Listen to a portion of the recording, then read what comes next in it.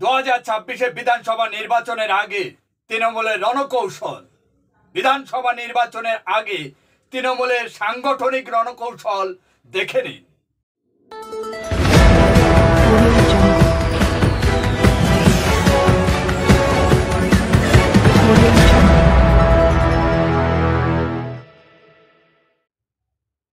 সবাইকে শুভেচ্ছা ও ভালোবাসা জানিয়ে আমি আফতাব হালদার আজ শুরু করছি রাজ্যের খবর।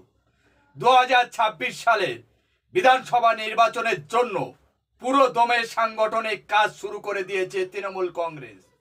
রাজ্যের 35টি সাংগঠনিক জেলায় বুথ লেভেল এজেন্ট নিয়োগের ক্ষেত্রে একাধিক নতুন মুখকে সামনে এনেছে জোড়াফুল শিবির। নির্বাচনী প্রক্রিয়া ভালোভাবে বোঝেন, ভোটার তালিকা খুঁটিয়ে পরীক্ষা করেন, বুথের কর্মীদের সঙ্গে যোগাযোগ রয়েছে এমন ব্যক্তিদের বুথ লেভেলের এজেন্ট হিসেবে নিয়োগ করা হয়েছে। যাদের এজেন্ট নিয়োগ করা হয়েছে আগামী দিনে তারাই প্রত্যেকটি বুথে বিএলএর নিয়োগ করবেন।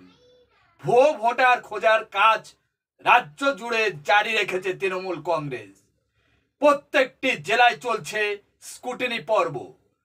কোনো রকম অসঙ্গতি নজরে এলেই বা একই এপিক নম্বরে একাধিক ভোটার কার্ড পাওয়া গেলে তৎক্ষণাৎ নির্বাচন কমিশনারের দৃষ্টি আকর্ষণ করছে। দিল্লিতে জাতীয় নির্বাচন কমিশন এবং পশ্চিমবঙ্গে মুখ্য নির্বাচনী আধিকারিকের কাছে গিয়ে অভিযোগ জানিয়ে এসেছে তৃণমূল কংগ্রেস। তৃণমূল ইতিমধ্যে 35টি সাংগঠনিক জেলার এজেন্ট তালিকা তৈরি করেছে। তার মধ্যে বীরভূম জেলায় এই দায়িত্ব পেয়েছেন দীপক রায়। তিনি বীরভূম জেলায় তৃণমূলের সদস্য। পুরুলিয়ায় এই দায়িত্ব দেওয়া হয়েছে জেলা তৃণমূল কংগ্রেসের সহসভাপতি সুসেন মাঝিকে। বাঁকুড়ায় এই দায়িত্ব পেয়েছেন জেলা পরিষদের সদস্য প্রদীপ চক্রবর্তী। ঝাড়গ্রামে দায়িত্ব পেয়েছেন প্রসূন সারেঙ্গী। নির্বাচনী বিভিন্ন কাজে যারা দক্ষ তেমন ব্যক্তিদের এক্ষেত্রে অগ্রাধিকার দিচ্ছে তৃণমূল কংগ্রেস। পশ্চিম মেদিনীপুরে ঘাটাল সাংগঠনিক জেলার দায়িত্ব পেয়েছে বিধায়ক অজিত মাইতি। মেদিনীপুরে আংশিক দেখবেন বিধায়ক দীনেন রায়। দমদম ব্যারাকপুরে সাংগঠনিক জেলার ক্ষেত্রে দায়িত্ব পেয়েছেন সাংসদ পার্থ ভৌমিক। বারাসাতের দায়িত্ব পেয়েছেন সাংসদ কাকলি ঘোষ দস্তিদার। পূর্ব মেদিনীপুর জেলার ক্ষেত্রে তমলুক সাংগঠনিক দায়িত্ব পেয়েছে তিলক চক্রবর্তী।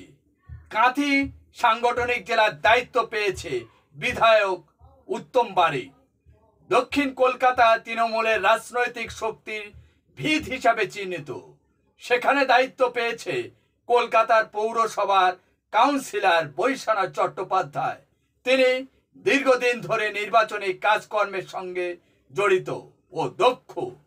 উত্তরবঙ্গের জেলাগুলিতে তৃণমূল বাড়তি নজর দিয়েছে।